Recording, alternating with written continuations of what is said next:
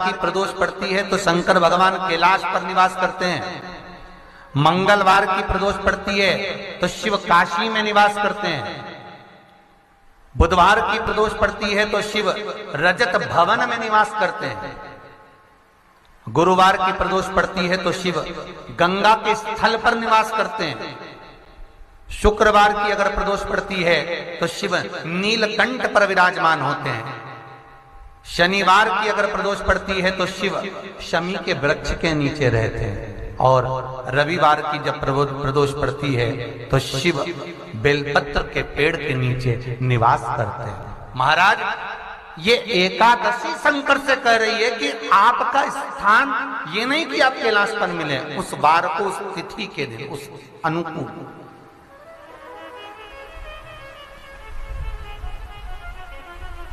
हमारे यहां कहते हैं सोमवार की जो प्रदोष पड़ती है वो इच्छा पूर्ति करती है। मंगलवार की प्रदोष रोग से मुक्ति देती है। बुधवार की प्रदोष कामना की पूर्ति करती है। गुरुवार की प्रदोष शत्रुओं का नाश करती है। शुक्रवार की प्रदोष सुख और शांति देती है। शनिवार की प्रदोष संतान का सुख देती है। और रविवार की प्रदोष जो काम दुनिया में कोई नहीं कर सकता वो अचूक फल की प्राप्ति रविवार की प्रदोष करा देती है। महाराज, ऐसी प्रदोषों का नियम वर्णन किया चाहिए। भगवान कहते ठीक है, तू थोड़ी देर खड़ी हो। एकादशी सम्मुख खड़ी हुई। पार्वती जी ने जिस अंगुष्ठ का जल पीने के लिए लिया था हाथ में, बस पीने ही वाली थी, शंकर भगवान ने वही हाथ में जल लेकर एकादशी के हाथ में उसको देकर कहा, ले, ये मेरे द्वारा निर्मित एक व्रत है जिसे त्रयोदशी के दिन तूने मांगा है, मैं तुझे देता हूं। आज इस व्रत का फल मैं तुझे प्रदान करता हूं। अब तू जिस जीवात्मा को लेकर जाएगी उसका पाप प्रबल नहीं होगा। किसी स्त्री, पुरुष, बालक, बुजुर्ग जो भी होगा जिसने प्रदोष का व्रत करा होगा, वो जीवात्मा को तू किसी फल की कामना से नहीं, स्वतः ही लेकर चली जाए। उसमें कोई कामना नहीं है। बन सके जीवन में 11 प्रदोष या 26 प्रदोष करने के बाद आप उसका उद्यापन कर विराम भी दे सकते। पर जीवन में एक बार प्रदोष का व्रत मौका मिले, जिस कामना से, जिस दिन का भाव आपके मन में आए कि मुझे रोग से मुक्ति पाना है तो ये प्रदोष मुझे करना है, मैं और रोग मुक्ति के लिए, हम मंगल, जो भी आपके मन में आ रहा है, संतान प्राप्ति के लिए शनिचरी प्रदोष, आप उसका स्मरण करें। फिर लिखा शिव महापुराण में, बड़ा सुंदर लिखा वेदव्यास जी ने, मान लो आप प्रदोष का व्रत नहीं कर सकते, आप अगर व्रत नहीं कर सकते तो प्रदोष के दिन, प्रदोष काल में शाम का समय सूर्यास्त का कुछ पल, कुछ घड़ी के पहले से लेकर बाद तक का प्रदोष काल के अंतर्गत आप शंकर जी के मंदिर में जाकर 1 लोटा पानी, 5 बेलपत्र भी अगर समर्पित करते हैं तो संपूर्ण प्रदोष का फल आपके भाग्य में प्रबल हो जाए। जिस जिस महीने में जो जो प्रदोष पड़ा करे, जब प्रदोष पड़े, बन सके 1 बेलपत्र, बन सके 5 बेलपत्र, शमी पत्र, हरे मूंग, हरा मूंग, बेलपत्र, एक कलश के अंदर थोड़ा सा पानी लेकर 1 बेलपत्र, हरा मूंग, शमी पत्र डालकर और उसमें थोड़ा सा गुड़ डालकर भगवान शिव का स्मरण कर कर प्रदोष काल में, मान लो कोई काम आपका बहुत जरूरी है, बहुत दिनों से अब थक गए हैं, नहीं हो रहा, कर्जा बढ़ रहा है, धन नहीं आ रहा, व्यापार नहीं चढ़ रहा, या कोई समस्या बहुत प्रबल है, कोई एग्जाम में बैठ रहे हो, नहीं हो रहा, परीक्षा भी दे दी है, रिजल्ट आने ही वाला है, तो भी प्रदोष काल में, प्रदोष के समय वो जल, मूंग, शमी पत्र और बेलपत्र और गुड़ का शंकर के शिवलिंग को समर्पित करना प्रारंभ कर दो। 2 या 3 प्रदोष करोगे, बाबा आपकी मनोकामना शीघ्र पूर्ण कर देगा। 2 या 3 करोगे, बाबा करेगा। प्रदोष व्रत करने वाले को भोजन नहीं करना चाहिए, ध्यान दीजिए। फलाहार करो, उसमें भी नमक का सेवन मत करो। प्रदोष व्रत में नमक का सेवन वर्जित होता है। कारण, क्या कारण होता है? उसका एक कारण माना गया नमक की वर्जितता। जिस समय पर एक नगर में एक ब्राह्मणी रहती थी, बहुत भाव से सुनिएगा, प्रदोष व्रत, नमक को त्यागने का भाव। प्रदोष व्रत की किताब में भी मिल जाएगा आपको, आप पढ़ेंगे तो सुना होगा आपने। एक ब्राह्मणी रहती थी एक नगर में, उसका पति नहीं था, छोटा सा बालक एक साथ में रहता, छोटा सा बालक। अब ब्राह्मण के घर की धर्म पत्नी है, ब्राह्मण कर्मकांड करने वाला, पूजन करने वाला, पाठ करने वाला, अनुष्ठान करने वाला, पूजन करने वाला, मंत्र जाप करने वाला, भगवत भक्ति में डूबने वाला। ब्राह्मण तो चले गया, ब्राह्मणी बच्चे के साथ रह रही, क्या करे वो, अकेली निवास कर रही, अकेली रह रही है। और ब्राह्मणी बच्चे के साथ भ्रमण करती रहती, घूमती, कहीं कहीं दर दर जाकर कुछ भिक्षा को मांग कर लेकर आ जाती, और भिक्षा लाने के बाद में उस भिक्षा को जब लेकर आती तो अपने बच्चे को भी खिलाती और स्वयं भी उसका पान करती। एक दिन ब्राह्मणी भ्रमण करते करते प्रदोष काल के समय पर शिव मंदिर में प्रवेश करी। प्रदोष काल के समय पर, और शंकर मंदिर में जब प्रवेश करा, प्रदोष काल किसको कहते हैं? सूर्य अस्त हो रहा हो, रात्रि प्रवेश कर रही हो, दोनों का जब मिलन हो रहा हो वो प्रदोष काल कहलाता है। दोनों का जब मिलन हो, सूर्यास्त हो रहा हो, रात्रि अपना चरण बढ़ाने के लिए आगे बढ़ रही हो, और दोनों का जब मिलन हो रहा है वो प्रदोष काल है, वो प्रदोष का समय है। ब्राह्मणी मंदिर में प्रवेश कर रही, जब ब्राह्मणी मंदिर में प्रवेश करी, मंदिर के अंदर पहुंची, प्रदोष काल का समय था, प्रदोष का समय चल रहा था। और प्रदोष काल के उस समय में, प्रदोष काल के उस समय में जब ब्राह्मणी ने देखा कि कोई भगवान की भक्ति में लगा हुआ है, भगवान के रस तत्व में डूबा हुआ है, आज ब्राह्मणी के पास में कुछ पदार्थ नहीं है, अपने बच्चे का पेट भरने के लिए कोई सामग्री नहीं है, और कुछ आस लेके वो प्रवेश करी है, कुछ आस लेकर वो अंदर प्रवेश कर जाती है। कोई ऋषि की पत्नी, कोई ब्राह्मण जन की अर्धांगिनी उस प्रदोष के समय पर शंकर का अभिषेक पूजन कर रही थी, भगवान शिव की आराधना कर रही थी, भगवान की भक्ति में डूबी हुई थी। जब भगवान शिव की आराधना में डूबी हुई है, आराधना कर रही है, ये कुछ पाने के लिए चली गई, ये कुछ पाने के लिए गई, और इसके मन में आया कि मैं कुछ, मुझे भोजन का कोई पदार्थ मिल जावे, मुझे कुछ भोजन मिल जावे, और जब मुझे भोजन मिल जाएगा तब मैं जो पाऊंगी अपने बच्चे को भी पाऊंगी। पर जिस मंदिर में वो प्रवेश करी थी, जहाँ पर नारी पूजन कर रही थी शंकर की प्रदोष काल में, वहाँ पर पड़ी हुई कुछ वस्तु को इस ब्राह्मणी ने मांग लिया। मेरे बालक को बहुत भूख लगी है, मेरा बच्चा बड़ा भूखा है, इसके भोजन के लिए थोड़ी सी सामग्री दे दीजिए, इसके भोजन के लिए थोड़ा सा कुछ रस तत्व दे दीजिए। उसने उठाया थोड़ा सा पदार्थ, कुछ जो उसके पास में था वो दिया।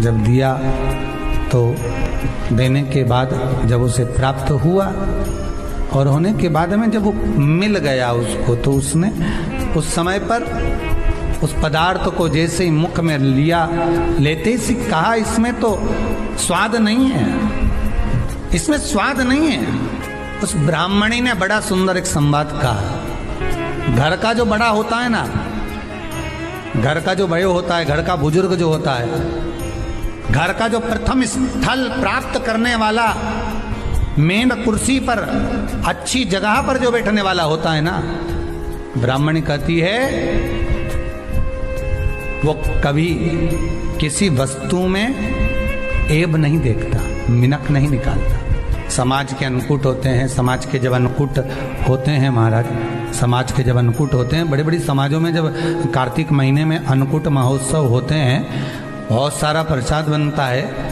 जो बुजुर्ग होते हैं ना, बड़े समझदार लोग होते हैं ना, तो अन्नकूट की जब प्रसाद खाने बैठते हैं ना, उसमें नमक नहीं भी होता ना तो नहीं बोलते कि इसमें नमक नहीं है। पर जो हमने डोनेशन दिया है, जब तुम आए थे समाज वाले तो हमने 1000 का लिफाफा दिया, 500 का लिफाफा दिया, 2000 का लिफाफा दिया और भोजन ऐसा बनवाया। एक व्यक्ति वो जो खाकर चुपचाप चले गया और एक व्यक्ति वो जिसने प्रसाद पर उंगली उठाई। इन दोनों को अन्नकूट की तारीख पे इनका नाम लिख लो और अगला अन्नकूट आए तब दोनों की दशा देखना। एक जो चुपचाप खाकर चले गया, भगवान के प्रसाद को प्रसाद मानकर, प्रभु का दर्शन मानकर लेकर चले गया, वो उन्नति की सीढ़ी पर चढ़ता चले गया। और जो मिनक निकालता रहा वो साल भर खटर पटर की जिंदगी जीता रहा। भगवान के प्रसाद में कभी भी ध्यान रखिएगा, भगवान के प्रसाद के अंतर्गत स्वाद की कोई मूलता नहीं होती। भगवान का प्रसाद स्वयं स्वाद है। भगवान के प्रसाद में नमक नहीं देखना, मिर्ची नहीं देखना, भगवान के प्रसाद में शक्कर नहीं देखना, भगवान के प्रसाद में कुछ ये नहीं देखना कि कितना माल डला, कितना घी, कितना बादाम, कितना काजू, कितना इलायची डला। हाँ, यहाँ तक शास्त्र कहता है कि भगवान का प्रसाद अगर बन रहा है तो उसकी सुगंध भी नहीं ली जाती है महाराज। यहाँ तक शास्त्र कहता है। जब तक भगवान उसको पानी ले तब तक उसका सुगंध भी नहीं ली जाती। और कई कई जगह तो भगवान को प्रसाद अगर सूखा सामान हाथ में आ गया, इलायची कैसी है, मंदिर के अंदर जाने वाली है भगवान को डलने के लिए, लाओ यार किसकी दुकान से आई इलायची बताओ, इलायची तो 25 बार सूंघा, हाँ हाँ अच्छी है, अब सूंघ लिया तो भगवान इसको स्वीकार करेगा क्या? अरे जम के तो बोलो। एक फूल तुमने बगीचे से तोड़ा और सोचा इसमें पहले मैं सूंघ लेती हूँ, इसमें स्वाद है कि नहीं, इस फूल में गंध है कि नहीं, इसमें सुगंध है कि नहीं, और फूल सूंघ लिया, उसके बाद तुम भगवान को देखो, भगवान स्वीकार करेगा नहीं। कई कई घरों में तो हंडी से दाल चलाती जाए अपने हाथ में डाल के,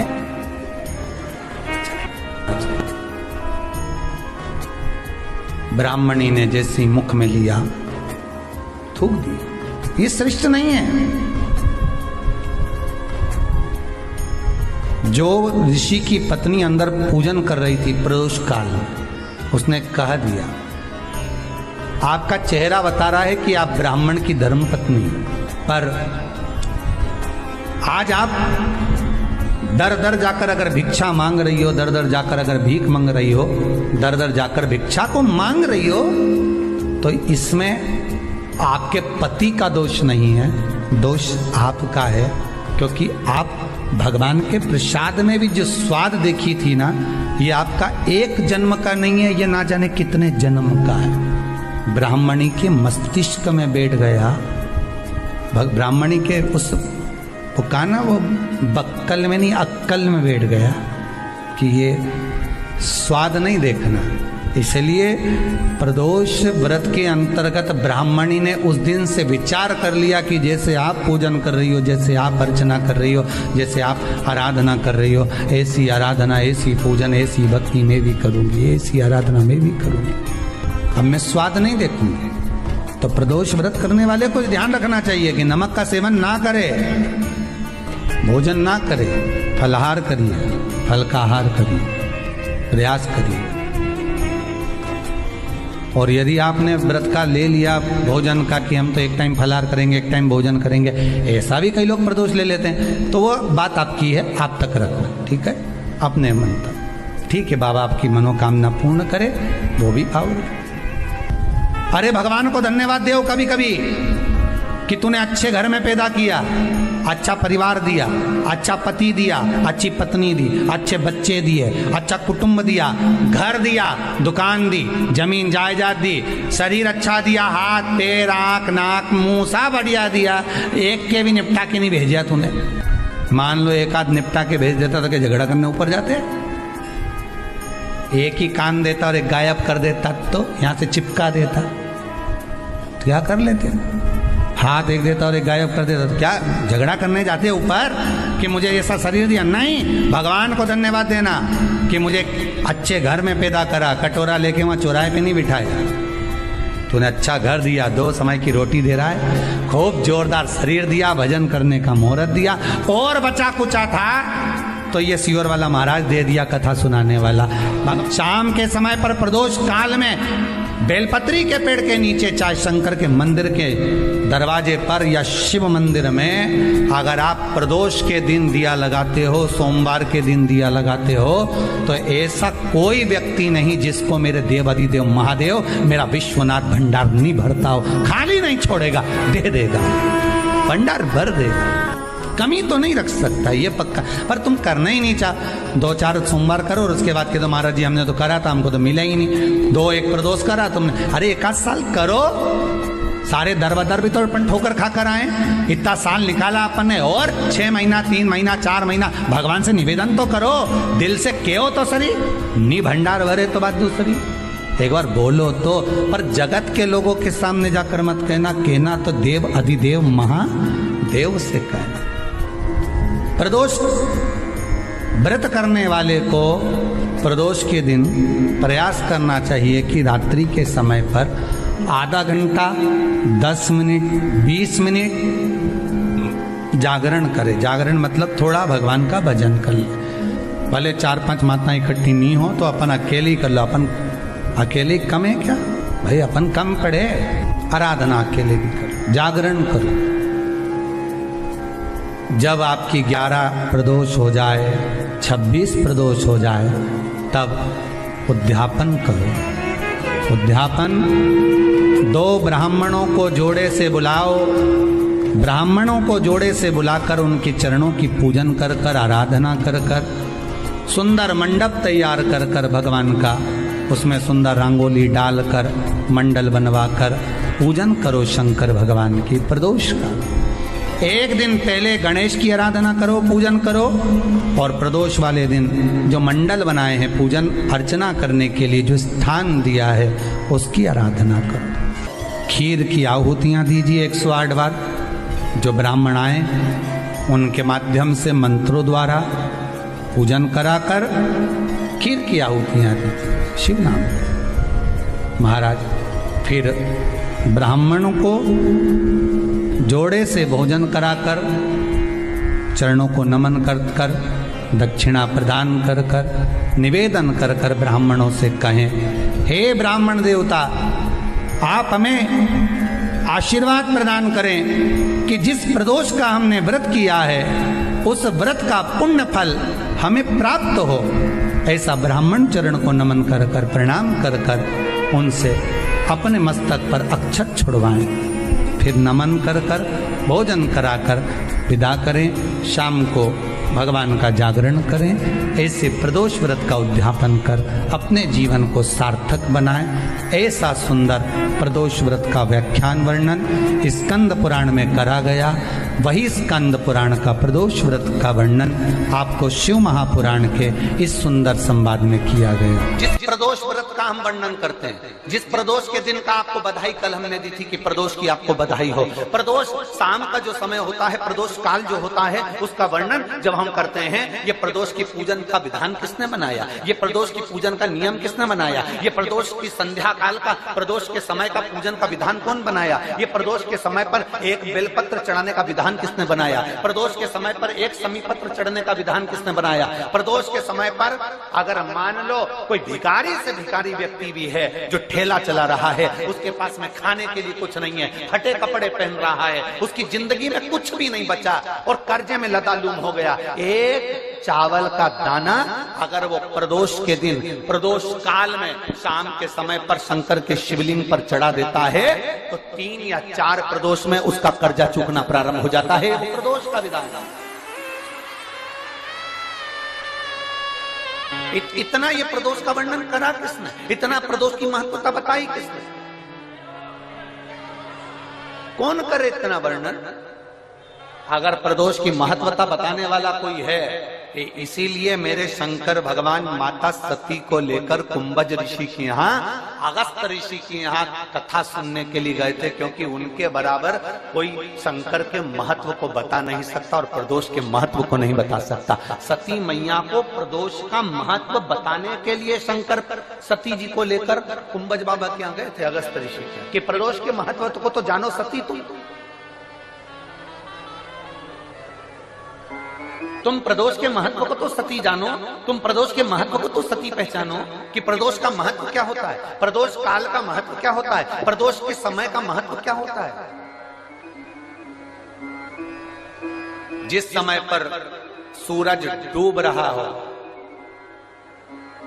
चंद्र प्रकाशित हो रहा हो, दोनों का मेल हो रहा हो, ना तो पूरा सूरज डूबा है, ना पूरा चंद्र आया है, ना पूरा अंधेरा है, ना पूरा उजाला है, उस समय को प्रदोष काल कहा गया, उस समय को प्रदोष का समय कहा, प्रदोष काल कहा। अब कई लोग हमसे कहते हैं गुरुजी आप हमको प्रदोष का समय बताया करो कि प्रदोष काल किसको कहते हैं, प्रदोष का समय किसको कहते हैं। अब एक बात हम आप सबसे कहना चाहते हैं, जितने लोग आस्था चैनल पर सुन रहे हैं, जितने फेसबुक यूट्यूब पर सुन रहे हैं और जितने रेवाड़ी की इस पवित्र धरा पर कथा को सुन रहे हैं, आप सबसे एक बात कहना चाहेंगे, अगर हम समय देखकर बताएं आपको कि शाम को 6 बजे, 6:30 बजे, 6:30 पे लेकर 7:30 के बीच में ये समय है, या 5:30 से लेकर 6:30 तक का ये समय है, या हम तुमको बोल दें कि इतनी बजे ये समय प्रदोष काल का रहेगा या इतनी बजे ये समय रहेगा, तो देखिए कभी कभी ठंड का समय आता है तो दिन जल्दी ढल जाता है, कभी कभी गर्मी का समय रहता है तो दिन बहुत लेट ढलता है। इसलिए समय की गणना से मत चलो, आप तो ये अंदाजा लगाकर रखो कि दिन ढल रहा हो, अंधेरा होना शुरू हो रहा हो, सूरज डूब रहा हो, चंद्र प्रकाशित हो रहा हो, अंधेरा अपना काम कर रहा है, सूरज ढलता जा रहा है, दिन कम होते चले जा रहा है और अंधेरा थोड़ा बढ़ते चले जा रहा है। इन दोनों का जो मिलन का समय हो, अब वो कितनी भी बजे, आप तो बस उसके मिलन का समय निकाल लो, वही समय प्रदोष काल कहलाता है, वही समय प्रदोष काल।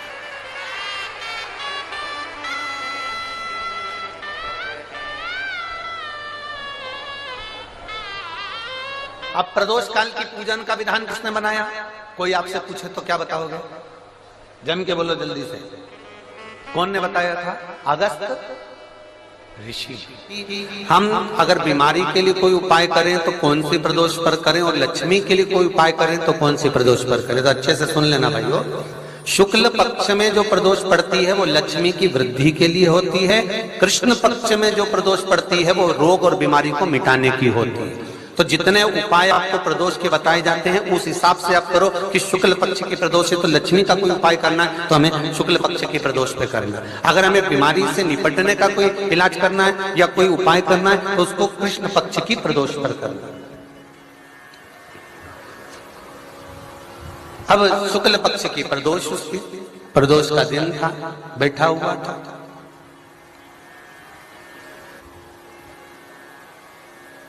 मान लो अगर कहीं आप कोई नौकरी के लिए अप्लाई कर रहे हो, आप कहीं अप्लाई कर रहे हो, तो जैसा माता उमा ने प्रदोष काल में, प्रदोष के समय पर, प्रदोष काल के अंतर्गत बेलपत्री का स्मरण किया है, वो बेलपत्र का स्मरण अगर संसार का मनुष्य कर लेता है तो महाराज ब्रह्मवृत्ता पुराण कहती है कि उस जीव का ऐसा कोई कार्य नहीं जो सफल नहीं हो।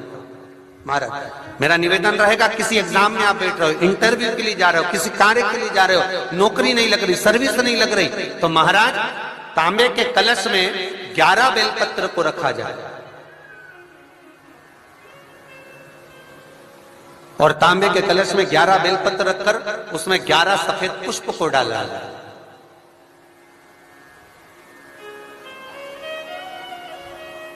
लाल चंदन घिसकर कटोरी में लेकर जाइए। प्रदोष के दिन, शुक्ल पक्ष का जो प्रदोष पड़ जाए उसके दिन शंकर के शिवलिंग पर लाल चंदन लपेटने से पहले शंकर की जो जलाधार,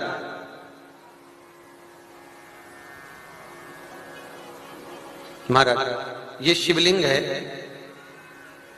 ये शिवलिंग है और ये पूरी गोल और ये चरण, ये जलाधार, ठीक है। आपको पहले भी कहा है शंकर जी की पूरी जलाधारी में शंकर जी का संपूर्ण परिवार है। राइट जो चरण है जहां से पानी नीचे गिरता है वो गणेश जी का स्थान है, लेफ्ट कार्तिकेय जी का स्थान है, बीच में जो मोटी सी लाइन है वो अशोक सुंदरी का स्थान है। जहां पर शिवलिंग रखा हुआ है ये माता जगत जननी जगदम्बा का हस्त कमल है। शंकर भगवान को मां अपने हस्त कमल पर रखी हुई है। ऊपर से जो बूंद बूंद पानी जलाधारी से नीचे गिर रहा है ये शंकर भगवान की 5 लड़कियां हैं, जया, विषहरा, सामरीबारी, दोतली और देव। ये ऊपर से बूंद बूंद जल क्रीड़ा शंकर जी के साथ में करती हैं। शंकर भगवान का संपूर्ण परिवार जलाधारी में विराजमान है। शिव महापुराण कहती है, माता उमा का चरित्र कहता है, कोई एग्जाम में बैठ रहे हो, कोई कंपटीशन एग्जाम में बैठ रहे हो और चाहते हो कि मेरी नौकरी इसमें लगना ही चाहिए, तो लाल चंदन का लेपन आपको इस पूरी जलाधारी पर करना है। लाल चंदन का पूरी जलाधारी पर करना। और महाराज जी जिस कलश में आपने घर से 11 बेलपत्र और 11 सफेद पुष्प जल के अंदर डालकर लाए हो, उसको आप चढ़ाएंगे तो इस तरह से चढ़ाएंगे कि उसका भाग हमें दिखे चढ़ते समय। ऐसे नहीं चढ़ाएंगे, उसको चढ़ाते समय इस तरह से चढ़ाएं कि वो जल का भाग हमारी ओर गिरता हुआ। महाराज जब आप वो समर्पित कर दें, बेलपत्र पुष्प आदि सभी चीजें, उस चंदन का एक थोड़ा सा भाग पूरी जलाधारी पर हाथ फेर कर अपने दरवाजे पर आते आते उसका स्पर्श कर दें। जिस दरवाजे से आप एग्जाम देने के लिए जाओगे, जिस घर से आप जाओगे, अपने घर के किसी भी दरवाजे पर उसका हाथ लगा दें या कोई स्थान को छू लें। जिसको आप दरवाजे को खोलकर दरवाजे को स्पर्श कर कर या दीवार को छूकर या अलमारी को छूकर, जिसको भी छूकर आप जाओगे उसका स्पर्श कर लेना। फिर आपको कुछ नहीं करना है, उमा और महेश ही सब कुछ करेंगे, जो उनको करना है सब साथ। तो ध्यान से सुनना महाराज। सोमवार की प्रदोष पड़ती है तो शंकर भगवान कैलाश पर निवास करते हैं। मंगलवार की प्रदोष पड़ती है तो शिव काशी में निवास करते हैं। बुधवार की प्रदोष पड़ती है तो शिव रजत भवन में निवास करते हैं। गुरुवार की प्रदोष पड़ती है तो शिव गंगा के स्थल पर निवास करते हैं। शुक्रवार की अगर प्रदोष पड़ती है तो शिव नीलकंठ पर विराजमान होते हैं। शनिवार की अगर प्रदोष पड़ती है तो शिव शमी के वृक्ष के नीचे रहते हैं। और रविवार की जब प्रदोष पड़ती है तो शिव बेलपत्र के पेड़ के नीचे निवास करते हैं। महाराज ये एकादशी शंकर से कह रही है कि आपका स्थान ये नहीं कि आप कैलाश पर मिले, उस बार को, उस तिथि के दिन, उस अनुकूल।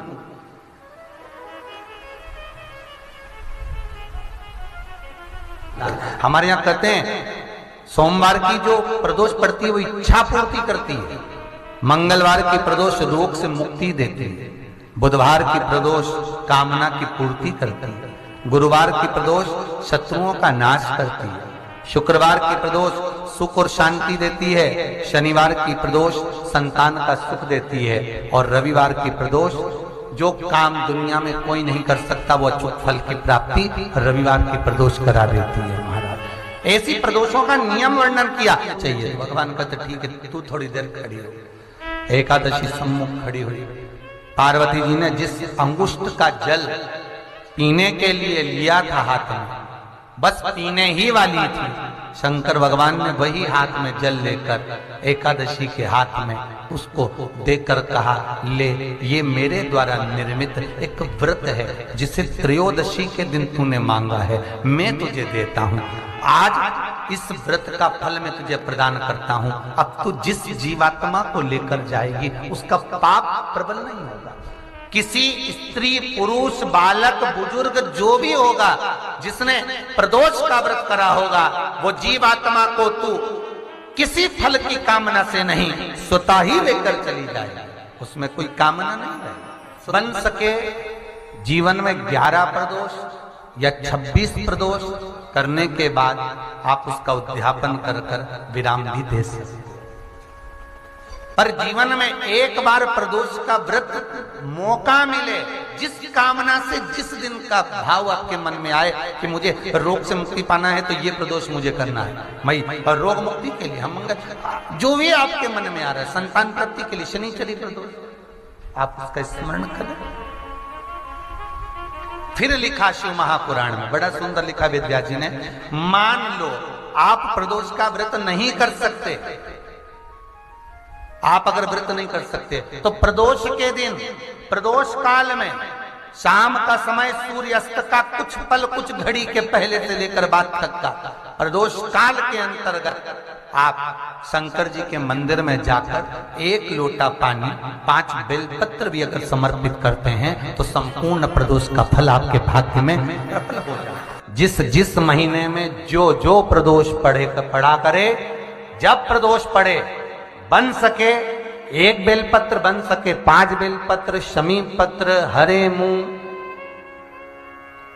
हरा मूंग, बेलपत्र, एक कलश के अंदर थोड़ा सा पानी लेकर 1 बेलपत्र, हरा मूंग, शमी पत्र डालकर और उसमें थोड़ा सा गुड़ डालकर भगवान शिव का स्मरण कर कर प्रदोष काल में, मान लो कोई काम आपका बहुत जरूरी है, बहुत दिनों से अब थक गए हैं, नहीं हो रहा, कर्जा बढ़ रहा है, धन नहीं आ रहा, व्यापार नहीं चढ़ रहा, या कोई समस्या बहुत प्रबल है, कोई एग्जाम में बैठ रहे हो नहीं हो रहा, परीक्षा भी दे दी है, रिजल्ट आने ही वाला है, तो भी प्रदोष काल में, प्रदोष के समय वो जल, मूंग, शमी पत्र और बेलपत्र और गुड़ का शंकर के शिवलिंग को समर्पित करना प्रारंभ कर दो।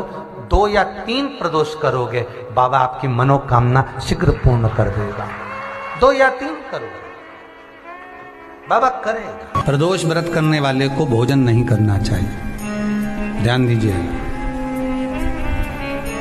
फलाहार करो, उसमें भी नमक का सेवन मत करो। प्रदोष व्रत में नमक का सेवन वर्जित होता है। कारण, क्या कारण होता है? उसका एक कारण माना गया, नमक की वर्जितता। जिस समय पर एक नगर में एक ब्राह्मणी रहती थी, बहुत भाव से सुनिएगा, प्रदोष व्रत, नमक को त्यागने का भाव। प्रदोष व्रत की किताब में भी मिल जाएगा आपको, आप पढ़ेंगे तो सुना होगा आपने। एक ब्राह्मणी रहती थी एक नगर में, उसका पति नहीं था, छोटा सा बालक एक साथ में रहता, छोटा सा बालक। अब ब्राह्मण के घर की धर्म पत्नी है, ब्राह्मण कर्मकांड करने वाला, पूजन करने वाला, पाठ करने वाला, अनुष्ठान करने वाला, पूजन करने वाला, मंत्र जाप करने वाला, भगवत भक्ति में डूबने वाला। ब्राह्मण तो चले गया, ब्राह्मणी बच्चे के साथ रह रही, क्या करे वो? अकेली निवास कर रही, अकेली रह रही है। और ब्राह्मणी बच्चे के साथ भ्रमण करती रहती, घूमती, कहीं कहीं दर दर जाकर कुछ भिक्षा को मांग कर लेकर आ जाती, और भिक्षा लाने के बाद में उस भिक्षा को जब लेकर आती तो अपने बच्चे को भी खिलाती और स्वयं भी उसका पान करती। एक दिन ब्राह्मणी भ्रमण करते करते प्रदोष काल के समय पर शिव मंदिर में प्रवेश करी। प्रदोष काल के समय और शंकर मंदिर में जब प्रवेश करा, प्रदोष काल किसको कहते हैं? सूर्य अस्त हो रहा हो, रात्रि प्रवेश कर रही हो, दोनों का जब मिलन हो रहा हो वो प्रदोष काल कहलाता है। दोनों का जब मिलन हो, सूर्यास्त हो रहा हो, रात्रि अपना चरण बढ़ाने के लिए आगे बढ़ रही हो, और दोनों का जब मिलन हो रहा है वो प्रदोष काल है, वो प्रदोष का समय है। ब्राह्मणी मंदिर में प्रवेश कर रही, जब ब्राह्मणी मंदिर में प्रवेश करी, मंदिर के अंदर पहुंची, प्रदोष काल का समय था, प्रदोष का समय चल रहा था। और प्रदोष काल के उस समय में, प्रदोष काल के उस समय में जब ब्राह्मणी ने देखा कि कोई भगवान की भक्ति में लगा हुआ है, भगवान के रस तत्व में डूबा हुआ है, आज ब्राह्मणी के पास में कुछ पदार्थ नहीं है, अपने बच्चे का पेट भरने के लिए कोई सामग्री नहीं है, और कुछ आस लेके वो प्रवेश करिए, कुछ आस लेकर वो अंदर प्रवेश कर जाती है। कोई ऋषि की पत्नी, कोई ब्राह्मण जन की अर्धांगिनी उस प्रदोष के समय पर शंकर का अभिषेक पूजन कर रही थी, भगवान शिव की आराधना कर रही थी, भगवान की भक्ति में डूबी हुई थी। जब भगवान शिव की आराधना में डूबी हुई है, आराधना कर रही है,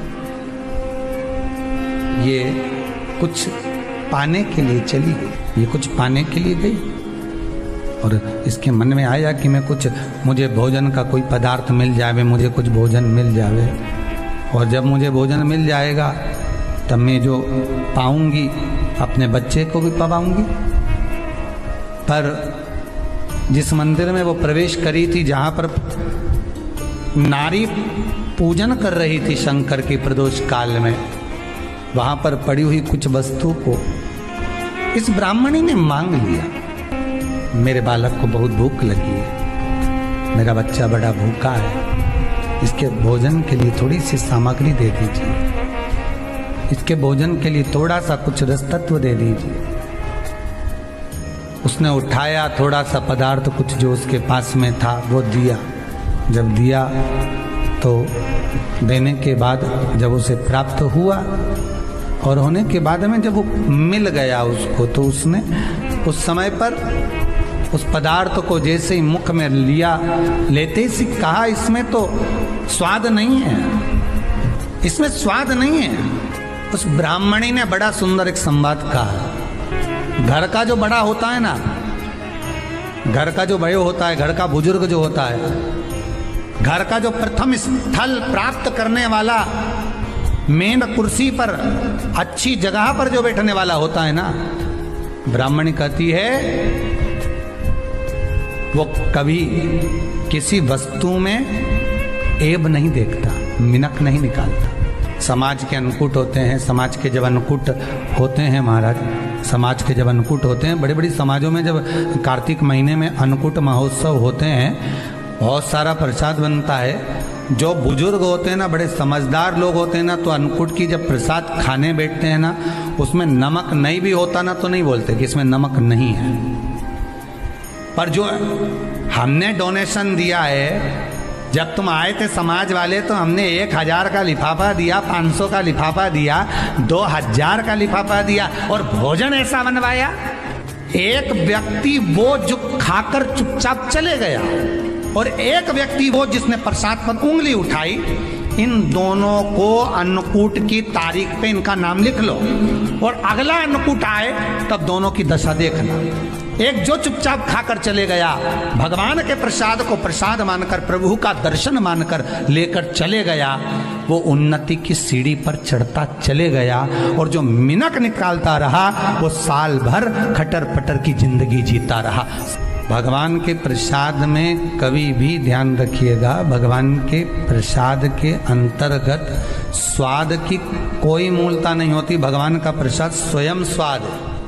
भगवान के प्रसाद में नमक नहीं देखना, मिर्ची नहीं देखना, भगवान के प्रसाद में शक्कर नहीं देखना, भगवान के प्रसाद में कुछ ये नहीं देखना कि कितना माल डला, कितना घी, कितना बादाम, कितना काजू, कितना इलायची डला। हाँ, यहाँ तक शास्त्र कहता है कि भगवान का प्रसाद अगर बन रहा है तो उसकी सुगंध भी नहीं ली जाती है महाराज। यहाँ तक शास्त्र कहता है, जब तक भगवान उसको पानी ले तब तक उसका सुगंध भी नहीं ली। और कई कई जगह तो भगवान को प्रसाद अगर सूखा सामान हाथ में आ गया, इलायची कैसी है, मंदिर के अंदर जाने वाली है भगवान को डालने के लिए, लाओ यार किसकी दुकान से आई इलायची बताओ, इलायची तो 25 बार सूंघा, हाँ हाँ अच्छी है, अब सूंघ लिया तो भगवान इसको स्वीकार करेगा क्या? अरे जम के तो बोलो। एक फूल तुमने बगीचे से तोड़ा और सोचा इसमें पहले मैं सूंघ लेती हूँ, इसमें स्वाद है कि नहीं, इस फूल में गंध है कि नहीं, इसमें सुगंध है कि नहीं, और फूल सूंघ लिया, उसके बाद तुम भगवान को देखो, भगवान स्वीकार करेगा नहीं। कई कई घरों में तो हंडी से दाल चलाती जाए ने हाथ में डाल के,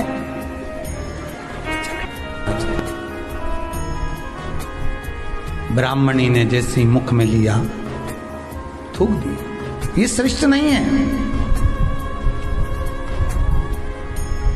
जो ऋषि की पत्नी अंदर पूजन कर रही थी प्रदोष काल में, उसने कह दिया आपका चेहरा बता रहा है कि आप ब्राह्मण की धर्म पत्नी, पर आज आप दर दर जाकर अगर भिक्षा मांग रही हो, दर दर जाकर अगर भीख मांग रही हो, दर दर जाकर भिक्षा को मांग रही हो, तो इसमें आपके पति का दोष नहीं है, दोष आपका है। क्योंकि आप भगवान के प्रसाद में भी जो स्वाद देखी थी ना, ये आपका एक जन्म का नहीं है, ये ना जाने कितने जन्म का है। ब्राह्मणी के मस्तिष्क में बैठ गया, ब्राह्मणी के उस वो कहा ना, वो बक्कल में नहीं अक्कल में बैठ गया कि ये स्वाद नहीं देखना। इसलिए प्रदोष व्रत के अंतर्गत ब्राह्मणी ने उस दिन से विचार कर लिया कि जैसे आप पूजन कर रही हो, जैसे आप अर्चना कर रही हो, जैसे आप आराधना कर रही हो, ऐसी आराधना, ऐसी पूजन, ऐसी भक्ति मैं भी करूँगी, ऐसी आराधना मैं भी करूँगी। अब मैं स्वाद नहीं देखूंगी। तो प्रदोष व्रत करने वाले को ध्यान रखना चाहिए कि नमक का सेवन ना करे, भोजन ना करे, फलाहार करिए, फल का आहार करिए, प्रयास करिए। और यदि आपने व्रत का ले लिया भोजन का कि हम तो एक टाइम फलाहार करेंगे, एक टाइम भोजन करेंगे, ऐसा भी कई लोग प्रदोष ले लेते हैं, तो वो बात आपकी है, आप तक रखो, ठीक है, अपने मन तक, ठीक है। बाबा आपकी मनोकामना पूर्ण करे, वो भी पावर।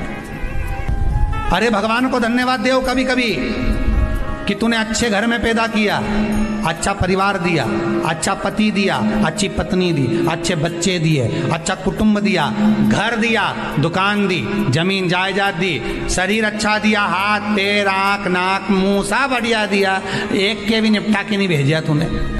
मान लो एक आध निपटा के भेज देता तो क्या झगड़ा करने ऊपर जाते? एक ही कान देता और एक गायब कर देता तो यहाँ से चिपका देता, तो क्या कर लेते? हाथ एक देता और एक गायब कर देता, तो क्या झगड़ा करने जाते ऊपर कि मुझे ऐसा शरीर दिया? नहीं, भगवान को धन्यवाद देना कि मुझे अच्छे घर में पैदा करा, कटोरा लेके वहाँ चौराहे पे नहीं बिठाया, तूने अच्छा घर दिया, 2 समय की रोटी दे रहा है, खूब जोरदार शरीर दिया, भजन करने का मुहूर्त दिया, और बचा कुचा था तो ये सियोर वाला महाराज दे दिया, कथा सुनाने वाला। शाम के समय पर प्रदोष काल में बेलपत्री के पेड़ के नीचे, चाहे शंकर के मंदिर के दरवाजे पर या शिव मंदिर में, अगर आप प्रदोष के दिन दिया लगाते हो, सोमवार के दिन दिया लगाते हो, तो ऐसा कोई व्यक्ति नहीं जिसको मेरे देव अधिदेव महादेव मेरा विश्वनाथ भंडार नहीं भरता हो, खाली नहीं छोड़ेगा, दे देगा, भंडार भर देगा, कमी तो नहीं रख सकता, ये पक्का। पर तुम करना ही नहीं चाह, 2-4 सोमवार करो और उसके बाद के तो महाराज जी हमने तो करा था, हमको तो मिला ही नहीं। 2-1 प्रदोष करा तुमने, अरे 1 साल करो, सारे दर भी तो अपन ठोकर खा कर आए, इतना साल निकाला अपन ने, और 6 महीना 3 महीना 4 महीना भगवान से निवेदन तो करो, दिल से कहो तो सही, नी भंडार भरे तो बात दूसरी, एक बार बोलो तो। पर जगत के लोगों के सामने जाकर मत कहना, कहना तो देव अधिदेव महादेव से कहना। प्रदोष व्रत करने वाले को प्रदोष के दिन प्रयास करना चाहिए कि रात्रि के समय पर आधा घंटा, 10 मिनट, 20 मिनट जागरण करे। जागरण मतलब थोड़ा भगवान का भजन कर ले, भले 4-5 माताएं इकट्ठी नहीं हो तो अपन अकेले ही कर लो। अपन अकेले कम है क्या भाई? अपन कम पड़े, आराधना अकेले भी करो, जागरण करो। जब आपकी 11 प्रदोष हो जाए, 26 प्रदोष हो जाए, तब उद्यापन करो। उद्यापन 2 ब्राह्मणों को जोड़े से बुलाओ, ब्राह्मणों को जोड़े से बुलाकर उनके चरणों की पूजन कर कर, आराधना कर कर, सुंदर मंडप तैयार कर कर भगवान का, उसमें सुंदर रंगोली डालकर, मंडल बनवाकर पूजन करो शंकर भगवान की प्रदोष का। एक दिन पहले गणेश की आराधना करो, पूजन करो, और प्रदोष वाले दिन जो मंडल बनाए हैं पूजन अर्चना करने के लिए, जो स्थान दिया है उसकी आराधना करो। खीर की आहुतियाँ दीजिए 108 बार, जो ब्राह्मण आए उनके माध्यम से मंत्रों द्वारा पूजन कराकर खीर की आहुतियाँ दीजिए शिव नाम के। महाराज फिर ब्राह्मणों को जोड़े से भोजन कराकर, चरणों को नमन कर कर, दक्षिणा प्रदान कर कर, निवेदन कर कर ब्राह्मणों से कहें, हे ब्राह्मण देवता, आप हमें आशीर्वाद प्रदान करें कि जिस प्रदोष का हमने व्रत किया है उस व्रत का पुण्य फल हमें प्राप्त हो, ऐसा ब्राह्मण चरण को नमन कर कर प्रणाम कर कर उनसे अपने मस्तक पर अक्षत छुड़वाएं, फिर नमन कर कर भोजन कराकर विदा करें। शाम को भगवान का जागरण करें। ऐसे प्रदोष व्रत का उद्यापन कर अपने जीवन को सार्थक बनाएं। ऐसा सुंदर प्रदोष व्रत का व्याख्यान वर्णन स्कंद पुराण में करा गया। वही स्कंद पुराण का प्रदोष व्रत का वर्णन आपको शिव महापुराण के इस सुंदर संवाद में किया गया। जिस प्रदोष व्रत का हम वर्णन करते हैं, जिस प्रदोष के दिन का आपको बधाई कल हमने दी थी कि प्रदोष की आपको बधाई हो, प्रदोष शाम का जो समय होता है, प्रदोष काल जो होता है, उसका वर्णन जब हम करते हैं, ये प्रदोष की पूजन का विधान किसने बनाया, ये प्रदोष की पूजन का नियम किसने बनाया, ये प्रदोष की संध्या काल का, प्रदोष के समय का पूजन का विधान कौन बनाया, ये प्रदोष के समय पर एक बेलपत्र चढ़ाने का विधान किसने बनाया, प्रदोष के समय पर एक समीपत्र चढ़ने का विधान किसने बनाया, प्रदोष के समय पर अगर मान लो कोई भिखारी से भिखारी व्यक्ति भी है जो ठेला चला रहा है, उसके पास में खाने के लिए कुछ नहीं है, फटे कपड़े पहन रहा है, उसकी जिंदगी में कुछ भी नहीं बचा और कर्जे में लदालूम हो गया, एक चावल का दाना अगर वो प्रदोष के दिन, प्रदोष काल में शाम के समय पर शंकर के शिवलिंग पर चढ़ा देता है तो 3 या 4 प्रदोष में उसका कर्जा चूकना प्रारंभ हो जाता है। प्रदोष का विधान इतना ये प्रदोष का वर्णन करा किसने, इतना प्रदोष की महत्वता बताई किसने, कौन करे इतना वर्णन। अगर प्रदोष की महत्वता बताने वाला कोई है, इसीलिए मेरे शंकर भगवान माता सती को लेकर कुंभज ऋषि के यहाँ, अगस्त ऋषि के यहाँ कथा सुनने के लिए गए थे, क्योंकि उनके बराबर कोई शंकर के महत्व को बता नहीं सकता और प्रदोष के महत्व को नहीं बता सकता। सती मैया को प्रदोष का महत्व बताने के लिए शंकर सती जी को लेकर कुंभज बाबा के यहाँ गए थे, अगस्त ऋषि के, कि प्रदोष के महत्व को तो जानो सती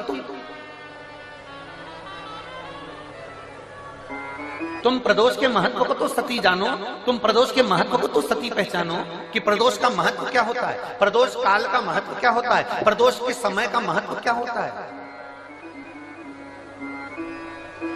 जिस समय पर सूरज डूब रहा हो, चंद्र प्रकाशित हो रहा हो, दोनों का मेल हो रहा हो, ना तो पूरा सूरज डूबा है, ना पूरा चंद्र आया है, ना पूरा अंधेरा है, ना पूरा उजाला है, उस समय को प्रदोष काल कहा गया, उस समय को प्रदोष का समय कहा, प्रदोष काल कहा। अब कई लोग हमसे कहते हैं गुरुजी आप हमको प्रदोष का समय बताया करो कि प्रदोष काल किसको कहते हैं, प्रदोष का समय किसको कहते हैं।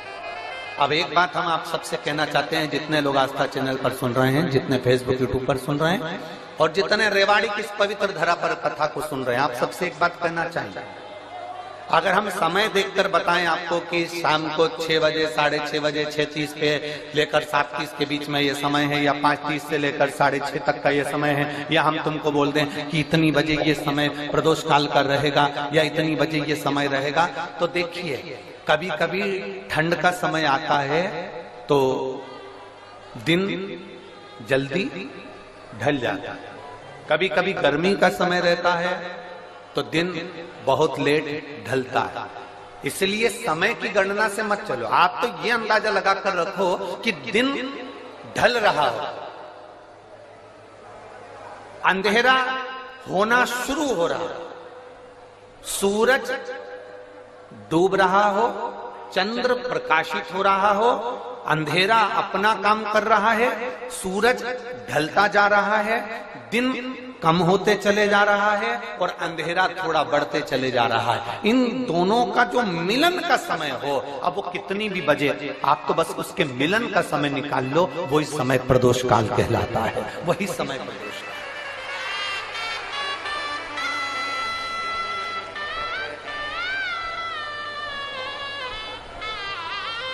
अब प्रदोष काल की पूजन का विधान किसने बनाया, कोई आपसे पूछे तो क्या बताओगे, जम के बोलो जल्दी से, कौन ने बताया था, अगस्त ऋषि। हम अगर बीमारी के लिए कोई उपाय करें तो कौन सी प्रदोष पर करें, और लक्ष्मी के लिए कोई उपाय करें तो कौन सी प्रदोष पर करें, तो अच्छे से सुन लेना भाइयों। शुक्ल पक्ष में जो प्रदोष पड़ती है वो लक्ष्मी की वृद्धि के लिए होती है, कृष्ण पक्ष में जो प्रदोष पड़ती है वो रोग और बीमारी को मिटाने की होती है। तो जितने उपाय आपको प्रदोष के बताए जाते हैं उस हिसाब से आप करो कि शुक्ल पक्ष की प्रदोष है तो लक्ष्मी का कोई उपाय करना है तो हमें शुक्ल पक्ष की प्रदोष पे करना है। अगर हमें बीमारी से निपटने का कोई इलाज करना है या कोई उपाय करना है तो उसको कृष्ण पक्ष की प्रदोष पर करना है। अब शुक्ल पक्ष की प्रदोष, उसकी प्रदोष का दिन था, बैठा हुआ था।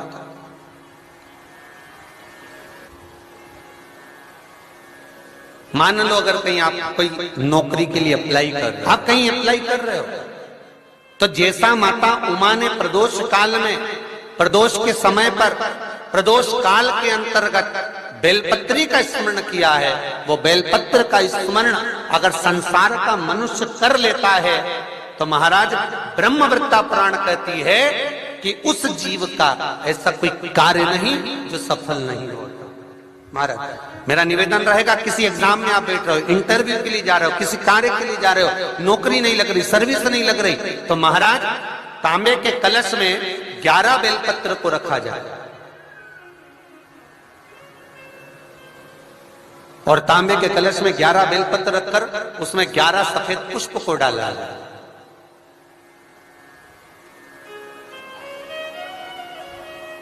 लाल चंदन घिसकर कटोरी में लेकर जाइए। प्रदोष के दिन, शुक्ल पक्ष का जो प्रदोष पड़ जाए उसके दिन शंकर के शिवलिंग पर लाल चंदन लपेटने से पहले शंकर की जो जलाधार,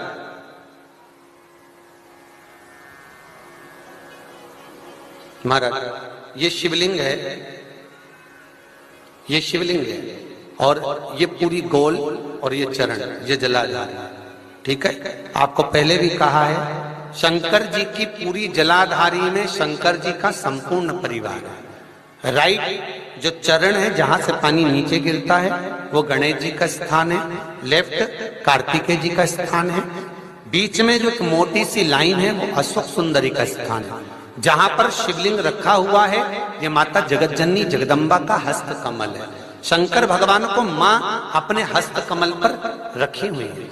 ऊपर से जो बूंद बूंद पानी जलाधारी से नीचे गिर रहा है ये शंकर भगवान की 5 लड़कियां हैं, जया, विषहरा, सामरीबारी, दोतली और देव। ये ऊपर से बूंद बूंद जल क्रीड़ा शंकर जी के साथ में करती हैं। शंकर भगवान का संपूर्ण परिवार जलाधारी में विराजमान है। शिव महापुराण कहती है, माता उमा का चरित्र कहता है, कोई एग्जाम में बैठ रहे हो, कोई कंपटीशन एग्जाम में बैठ रहे हो और चाहते हो कि मेरी नौकरी इसमें लगना ही चाहिए, तो लाल चंदन का लेपन आपको इस पूरी जलाधारी पर करना है। लाल चंदन का लेपन पूरी जलाधारी पर करना। और महाराज जी जिस कलश में आपने घर से 11 बेलपत्र और 11 सफेद पुष्प जल के अंदर डालकर लाए हो, उसको आप चढ़ाएंगे तो इस तरह से चढ़ाएंगे कि उसका भाग हमें दिखे चढ़ते समय। ऐसे नहीं चढ़ाना, उसको चढ़ाते समय इस तरह से चढ़ाएं कि वो जल का भाग हमारी ओर गिरता हुआ। महाराज जब आप वो समर्पित कर दें, बेलपत्र पुष्प आदि सभी चीजें, उस चंदन का एक थोड़ा सा भाग पूरी जलाधारी पर हाथ फेर कर अपने दरवाजे पर आते आते उसका स्पर्श कर दें। जिस दरवाजे से आप एग्जाम देने के लिए जाओगे, जिस घर से आप जाओगे, अपने घर के किसी भी दरवाजे पर उसका हाथ लगा दें या कोई स्थान को छू लें। जिसको आप दरवाजे को खोलकर, दरवाजे को स्पर्श कर कर या दीवार को छूकर या अलमारी को छूकर, जिसको भी छूकर आप जाओगे उसका स्पर्श कर लेना। फिर आपको कुछ नहीं करना है, उमा और महेश ही सब कुछ करेंगे जो उनको करना है, सब साथ। बहुत ध्यान से सुनना, बहुत ध्यान से सुनना महाराज। सोमवार की प्रदोष पड़ती है तो शंकर भगवान कैलाश पर निवास करते हैं। मंगलवार की प्रदोष पड़ती है तो शिव काशी में निवास करते हैं। बुधवार की प्रदोष पड़ती है तो शिव रजत भवन में निवास करते हैं। गुरुवार की प्रदोष पड़ती है तो शिव गंगा के स्थल पर निवास करते हैं। शुक्रवार की अगर प्रदोष पड़ती है तो शिव नीलकंठ पर विराजमान होते हैं। शनिवार की अगर प्रदोष पड़ती है तो शिव शमी के वृक्ष के नीचे रहते हैं। और रविवार की जब प्रदोष पड़ती है तो शिव बेलपत्र के पेड़ के नीचे निवास करते हैं। महाराज, ये एकादशी शंकर से कह रही है कि आपका स्थान ये नहीं कि आप कैलाश पर मिले, उस बार को, उस तिथि के दिन, उस अनुकूल।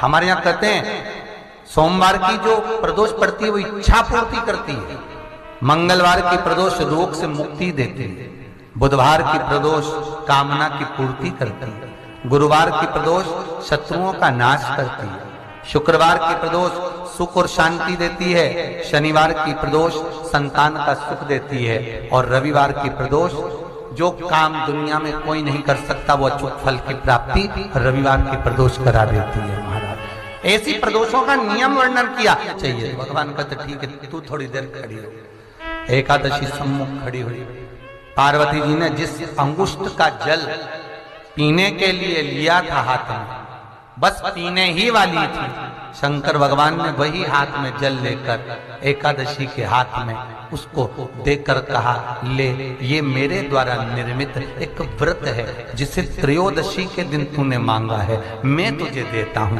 आज इस व्रत का फल मैं तुझे प्रदान करता हूं। अब तू जिस जीवात्मा को लेकर जाएगी उसका पाप प्रबल नहीं होगा। किसी स्त्री, पुरुष, बालक, बुजुर्ग जो भी होगा जिसने प्रदोष का व्रत करा होगा, वो जीवात्मा को तू किसी फल की कामना से नहीं, स्वतः ही लेकर चली जाए, उसमें कोई कामना नहीं है। बन सके जीवन में 11 प्रदोष या 26 प्रदोष करने के बाद आप उसका उद्यापन कर कर विराम भी दे सकते, पर जीवन में एक बार प्रदोष का व्रत मौका मिले, जिस कामना से जिस दिन का भाव आपके मन में आए कि मुझे रोग से मुक्ति पाना है तो ये प्रदोष मुझे करना है, मैं रोग मुक्ति के लिए, हम जो भी आपके मन में आ रहा है, संतान प्राप्ति के लिए शनिचरी प्रदोष, आप उसका स्मरण करें। फिर लिखा शिव महापुराण में, बड़ा सुंदर लिखा वेदव्यास जी ने, मान लो आप प्रदोष का व्रत नहीं कर सकते, आप अगर व्रत नहीं कर सकते तो प्रदोष के दिन, प्रदोष काल में शाम का समय, सूर्यास्त का कुछ पल, कुछ घड़ी के पहले से लेकर बाद तक का प्रदोष काल के अंतर्गत आप शंकर जी के मंदिर में जाकर 1 लोटा पानी, 5 बेलपत्र भी अगर समर्पित करते हैं तो संपूर्ण प्रदोष का फल आपके भाग्य में प्रबल हो जाए। जिस महीने में जो प्रदोष पड़ा करे, जब प्रदोष पड़े, बन सके 1 बेलपत्र, बन सके 5 बेलपत्र, शमी पत्र, हरे मुंह,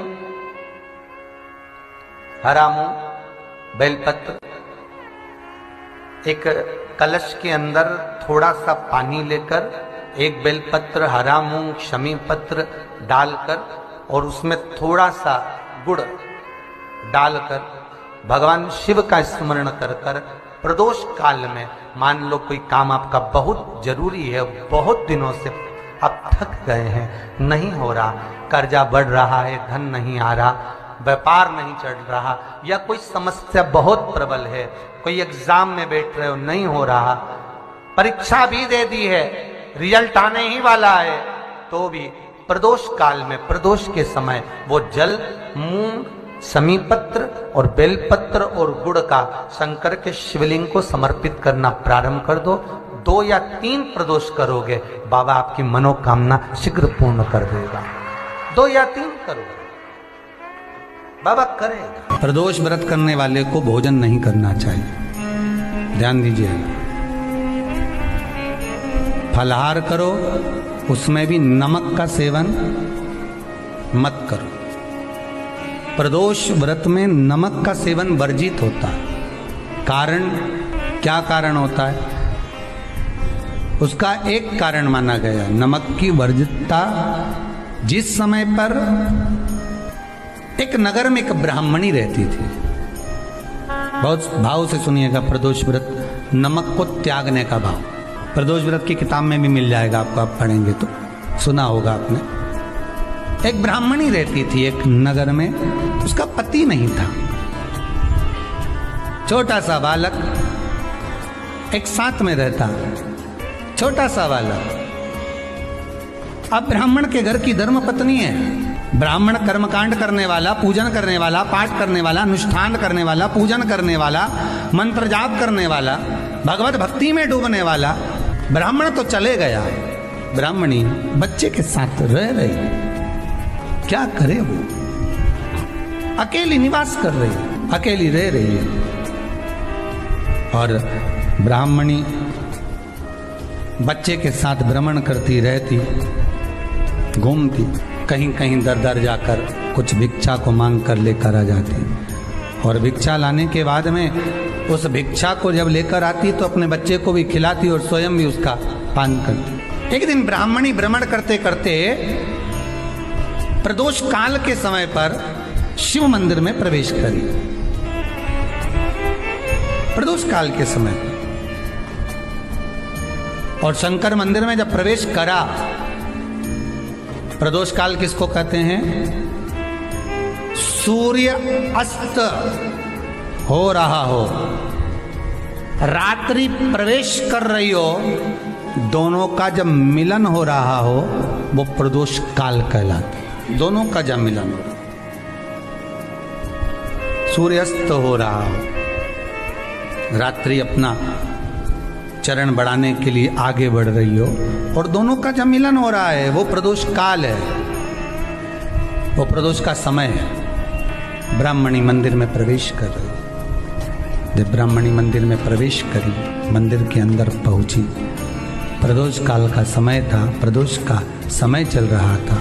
और प्रदोष काल के उस समय में, प्रदोष काल के उस समय में जब ब्राह्मणी ने देखा कि कोई भगवान की भक्ति में लगा हुआ है, भगवान के रस तत्व में डूबा हुआ है, आज ब्राह्मणी के पास में कुछ पदार्थ नहीं है, अपने बच्चे का पेट भरने के लिए कोई सामग्री नहीं है, और कुछ आस लेके वो प्रवेश करिए, कुछ आस लेकर वो अंदर प्रवेश कर जाती है। कोई ऋषि की पत्नी, कोई ब्राह्मण जन की अर्धांगिनी उस प्रदोष के समय पर शंकर का अभिषेक पूजन कर रही थी, भगवान शिव की आराधना कर रही थी, भगवान की भक्ति में डूबी हुई थी। जब भगवान शिव की आराधना में डूबी हुई है, आराधना कर रही है, ये कुछ पाने के लिए चली गई, ये कुछ पाने के लिए गई और इसके मन में आया कि मैं कुछ, मुझे भोजन का कोई पदार्थ मिल जावे, मुझे कुछ भोजन मिल जावे, और जब मुझे भोजन मिल जाएगा तब मैं जो पाऊंगी अपने बच्चे को भी पाऊंगी।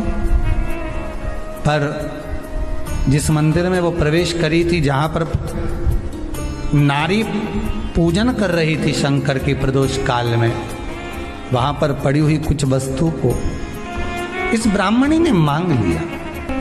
मेरे बालक को बहुत भूख लगी है, मेरा बच्चा बड़ा भूखा है, इसके भोजन के लिए थोड़ी सी सामग्री दे दीजिए, इसके भोजन के लिए थोड़ा सा कुछ रस तत्व दे दीजिए। उसने उठाया थोड़ा सा पदार्थ, कुछ जो उसके पास में था वो दिया। जब दिया तो देने के बाद जब उसे प्राप्त हुआ और होने के बाद में जब वो मिल गया उसको, तो उसने उस समय पर उस पदार्थ को जैसे ही मुख में लिया, लेते ही कहा इसमें तो स्वाद नहीं है, इसमें स्वाद नहीं है। उस ब्राह्मणी ने बड़ा सुंदर एक संवाद कहा। घर का जो बड़ा होता है ना, घर का जो बड़े होता है, घर का बुजुर्ग जो होता है, घर का जो प्रथम स्थल प्राप्त करने वाला, मेन कुर्सी पर, अच्छी जगह पर जो बैठने वाला होता है ना, ब्राह्मणी कहती है वो कभी किसी वस्तु में ऐब नहीं देखता, मिनक नहीं निकालता। समाज के अन्नकूट होते हैं, समाज के जब अन्नकूट होते हैं महाराज, समाज के जब अन्नकूट होते हैं, बड़े बड़ी समाजों में जब कार्तिक महीने में अन्नकूट महोत्सव होते हैं, बहुत सारा प्रसाद बनता है। जो बुजुर्ग होते हैं ना, बड़े समझदार लोग होते हैं ना, तो अन्नकूट की जब प्रसाद खाने बैठते हैं ना, उसमें नमक नहीं भी होता ना तो नहीं बोलते कि इसमें नमक नहीं है। पर जो हमने डोनेशन दिया है, जब तुम आए थे समाज वाले तो हमने 1000 का लिफाफा दिया, 500 का लिफाफा दिया, 2000 का लिफाफा दिया, और भोजन ऐसा बनवाया। एक व्यक्ति वो जो खाकर चुपचाप चले गया, और एक व्यक्ति वो जिसने प्रसाद पर उंगली उठाई, इन दोनों को अन्नकूट की तारीख पे इनका नाम लिख लो, और अगला अन्नकूट आए तब दोनों की दशा देखना। एक जो चुपचाप खाकर चले गया, भगवान के प्रसाद को प्रसाद मानकर, प्रभु का दर्शन मानकर लेकर चले गया, वो उन्नति की सीढ़ी पर चढ़ता चले गया, और जो मिनक निकालता रहा वो साल भर खटर पटर की जिंदगी जीता रहा। भगवान के प्रसाद में कभी भी ध्यान रखिएगा, भगवान के प्रसाद के अंतर्गत स्वाद की कोई मूलता नहीं होती। भगवान का प्रसाद स्वयं स्वाद है। भगवान के प्रसाद में नमक नहीं देखना, मिर्ची नहीं देखना, भगवान के प्रसाद में शक्कर नहीं देखना, भगवान के प्रसाद में कुछ ये नहीं देखना कि कितना माल डला, कितना घी, कितना बादाम, कितना काजू, कितना इलायची डला। हाँ, यहां तक शास्त्र कहता है कि भगवान का प्रसाद अगर बन रहा है तो उसकी सुगंध भी नहीं ली जाती है महाराज। यहां तक शास्त्र कहता है, जब तक भगवान उसको पानी ले तब तक उसका सुगंध भी नहीं ली। और कई कई जगह तो भगवान को प्रसाद अगर सूखा सामान हाथ में आ गया, इलायची कैसी है, मंदिर के अंदर जाने वाली है भगवान को डलने के लिए, लाओ यार किसकी दुकान से आई इलायची बताओ, इलायची तो 25 बार सूंघा, हाँ हाँ अच्छी है, अब सूंघ लिया तो भगवान इसको स्वीकार करेगा क्या? अरे जम के तो बोलो। एक फूल तुमने बगीचे से तोड़ा और सोचा इसमें पहले मैं सूंघ लेती हूँ, इसमें स्वाद है कि नहीं, इस फूल में गंध है कि नहीं, इसमें सुगंध है कि नहीं, और फूल सूंघ लिया, उसके बाद तुम भगवान को देखो, भगवान स्वीकार करेगा नहीं। कई कई घरों में तो हंडी से दाल चलाती जाए ने हाथ में डाल के,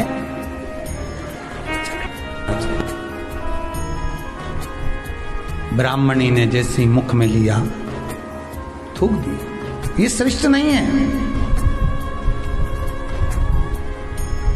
जो ऋषि की पत्नी अंदर पूजन कर रही थी प्रदोष काल में, उसने कह दिया, आपका चेहरा बता रहा है कि आप ब्राह्मण की धर्म पत्नी, पर आज आप दर दर जाकर अगर भिक्षा मांग रही हो, दर दर जाकर अगर भीख मांग रही हो, दर दर जाकर भिक्षा को मांग रही हो, तो इसमें आपके पति का दोष नहीं है, दोष आपका है।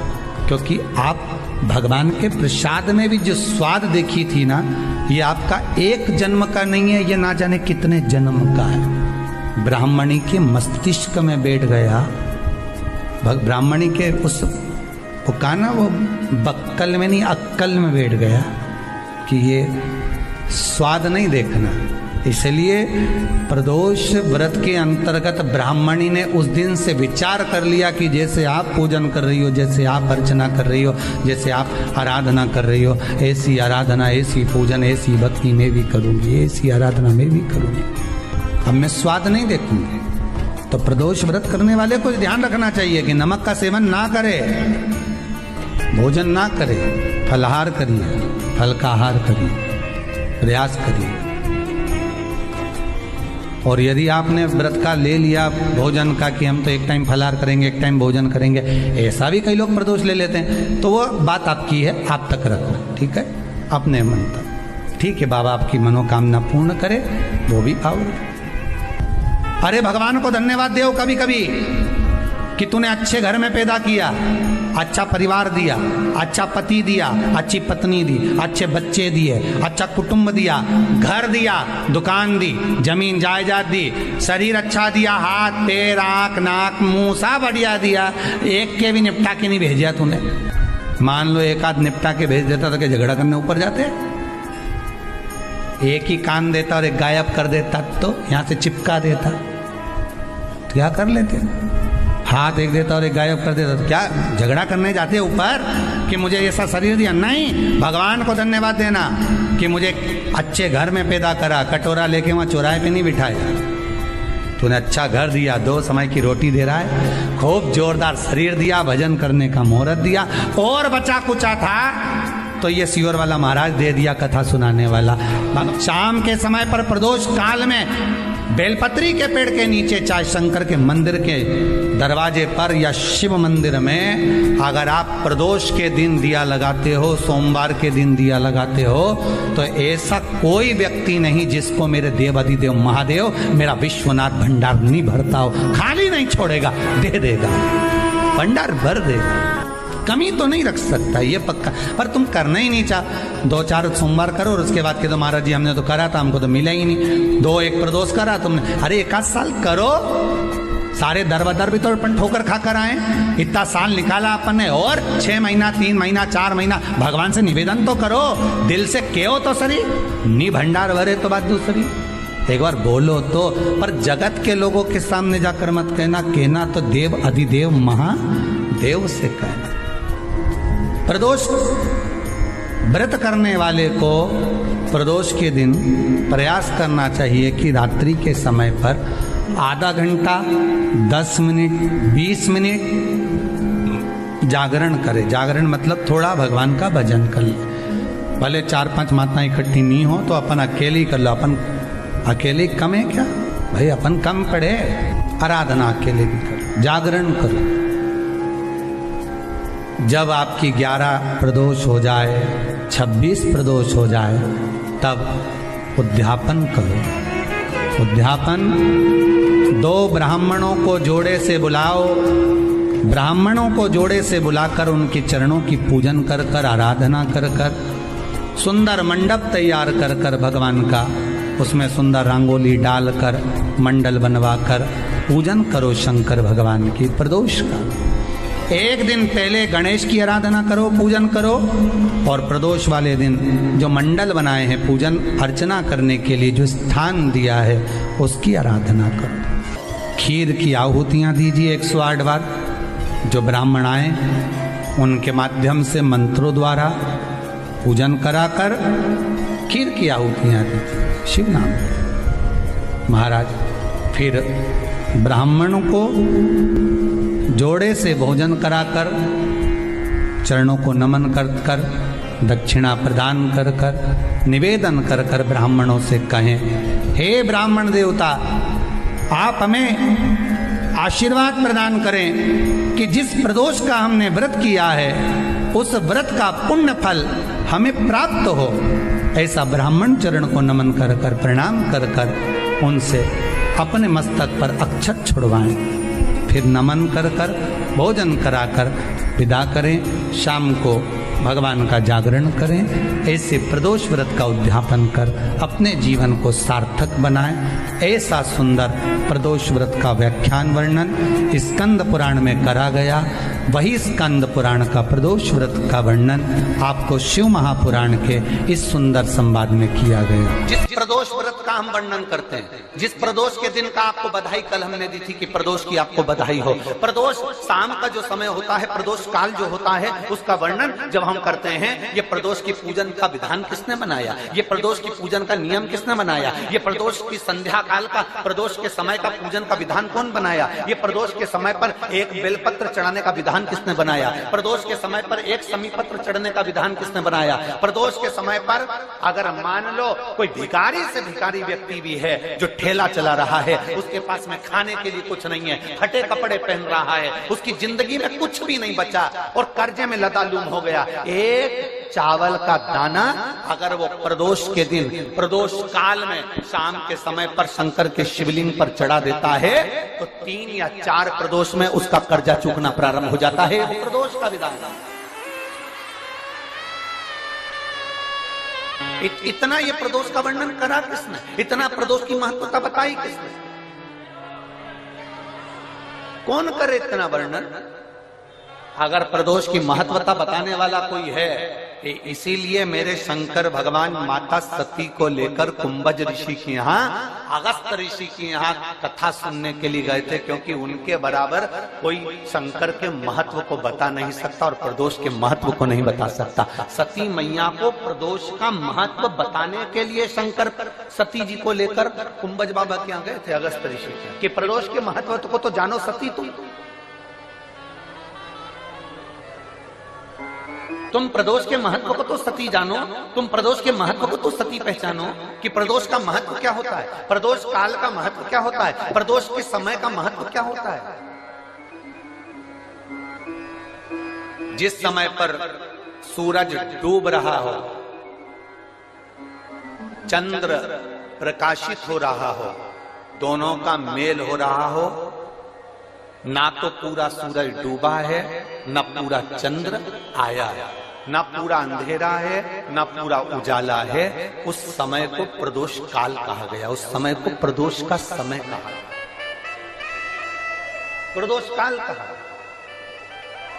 अब कई लोग हमसे कहते हैं गुरुजी आप हमको प्रदोष का समय बताया करो कि प्रदोष काल किसको कहते हैं, प्रदोष का समय किसको कहते हैं। अब एक बात हम आप सबसे कहना चाहते हैं, जितने लोग आस्था चैनल पर सुन रहे हैं, जितने फेसबुक यूट्यूब पर सुन रहे हैं और जितने रेवाड़ी की इस पवित्र धरा पर कथा को सुन रहे हैं, आप सबसे एक बात कहना चाहेंगे। अगर हम समय देखकर बताएं आपको कि शाम को 6 बजे, 6:30 बजे, 6:30 पे लेकर 7:30 के बीच में ये समय है, या 5:30 से लेकर 6:30 तक का ये समय है, या हम तुमको बोल दें कि इतनी बजे ये समय प्रदोष काल का रहेगा या इतनी बजे ये समय रहेगा, तो देखिए कभी कभी ठंड का समय आता है तो दिन जल्दी ढल जाता है, कभी कभी गर्मी का समय रहता है तो दिन बहुत लेट ढलता है। इसलिए समय की गणना से मत चलो, आप तो ये अंदाजा लगाकर रखो कि दिन ढल रहा हो, अंधेरा होना शुरू हो रहा हो, सूरज डूब रहा हो, चंद्र प्रकाशित हो रहा हो, अंधेरा अपना काम कर रहा है, सूरज ढलता जा रहा है, दिन कम होते चले जा रहा है और अंधेरा थोड़ा बढ़ते चले जा रहा है। इन दोनों का जो मिलन का समय हो, अब वो कितनी भी बजे, आप तो बस उसके मिलन का समय निकाल लो, वही समय प्रदोष काल कहलाता है, वही समय प्रदोष।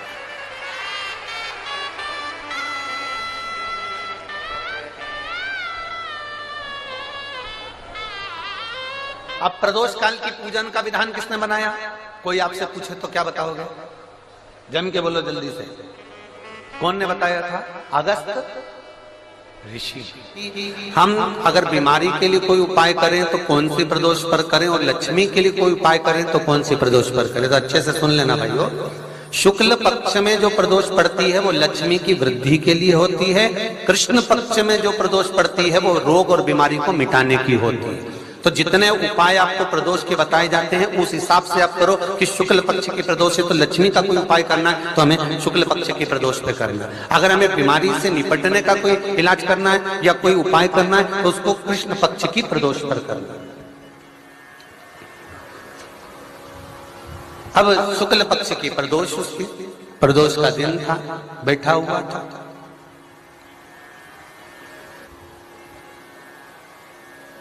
मान लो अगर कहीं आप कोई नौकरी के लिए अप्लाई कर रहे हो, आप कहीं अप्लाई कर रहे हो, तो जैसा माता उमा ने प्रदोष काल में, प्रदोष के समय पर, प्रदोष काल के अंतर्गत बेलपत्री का स्मरण किया है, वो बेलपत्र का स्मरण अगर संसार का मनुष्य कर लेता है तो महाराज ब्रह्मवृत्ता पुराण कहती है कि उस जीव का ऐसा कोई कार्य नहीं जो सफल नहीं होता।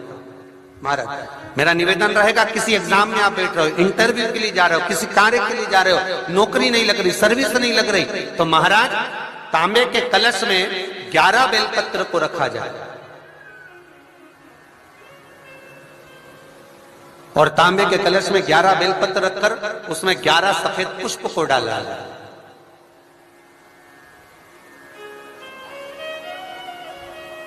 लाल चंदन घिसकर कटोरी में लेकर जाइए। प्रदोष के दिन, शुक्ल पक्ष का जो प्रदोष पड़ जाए उसके दिन शंकर के शिवलिंग पर लाल चंदन लपेटने से पहले शंकर की जो जलाधार,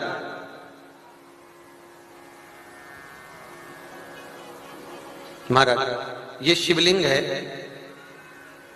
ये शिवलिंग है और ये पूरी गोल और ये चरण, ये जलाधार, ठीक है। आपको पहले भी कहा है शंकर जी की पूरी जलाधारी में शंकर जी का संपूर्ण परिवार है। राइट जो चरण है जहां से पानी नीचे गिरता है वो गणेश जी का स्थान है, लेफ्ट कार्तिकेय जी का स्थान है, बीच में जो एक मोटी सी लाइन है वो अशोक सुंदरी का स्थान है। जहां पर शिवलिंग रखा हुआ है ये माता जगत जननी जगदम्बा का हस्त कमल है।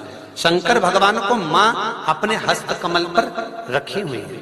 ऊपर से जो बूंद बूंद पानी जलाधारी से नीचे गिर रहा है, ये शंकर भगवान की 5 लड़कियां हैं, जया, विषहरा, सामरीबारी, दोतली और देव। ये ऊपर से बूंद बूंद जल क्रीड़ा शंकर जी के साथ में करती है। शंकर भगवान का संपूर्ण परिवार जलाधारी में विराजमान है। शिव महापुराण कहती है, माता उमा का चरित्र कहता है, कोई एग्जाम में बैठ रहे हो, कोई कंपटीशन एग्जाम में बैठ रहे हो और चाहते हो कि मेरी नौकरी इसमें लगना ही चाहिए, तो लाल चंदन का लेपन आपको इस पूरी जलाधारी पर करना है। लाल चंदन का लेपन पूरी जलाधारी पर करना। और महाराज जी, जिस कलश में आपने घर से 11 बेलपत्र और 11 सफेद पुष्प जल के अंदर डालकर लाए हो, उसको आप चढ़ाएंगे तो इस तरह से चढ़ाएंगे कि उसका भाग हमें दिखे चढ़ते समय। ऐसे नहीं चढ़ाएं, उसको चढ़ाते समय इस तरह से चढ़ाएं कि वो जल का भाग हमारी ओर गिरता हुआ। महाराज, जब आप वो समर्पित कर दें, बेलपत्र, पुष्प आदि सभी चीजें, उस चंदन का एक थोड़ा सा भाग पूरी जलाधारी पर हाथ फेर कर अपने दरवाजे पर आते आते उसका स्पर्श कर दें। जिस दरवाजे से आप एग्जाम देने के लिए जाओगे, जिस घर से आप जाओगे, अपने घर के किसी भी दरवाजे पर उसका हाथ लगा दें या कोई स्थान को छू लें। जिसको आप दरवाजे को खोलकर, दरवाजे को स्पर्श कर कर या दीवार को छूकर या अलमारी को छूकर, जिसको भी छूकर आप जाओगे, उसका स्पर्श कर लेना। फिर आपको कुछ नहीं करना है, उमा और महेश ही सब कुछ करेंगे, जो उनको करना है सब साथ।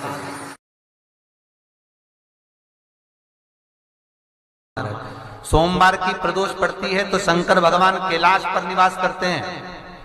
मंगलवार की प्रदोष पड़ती है तो शिव काशी में निवास करते हैं। बुधवार की प्रदोष पड़ती है तो शिव रजत भवन में निवास करते हैं। गुरुवार की प्रदोष पड़ती है तो शिव गंगा के स्थल पर निवास करते हैं। शुक्रवार की अगर प्रदोष पड़ती है तो शिव नीलकंठ पर विराजमान होते हैं।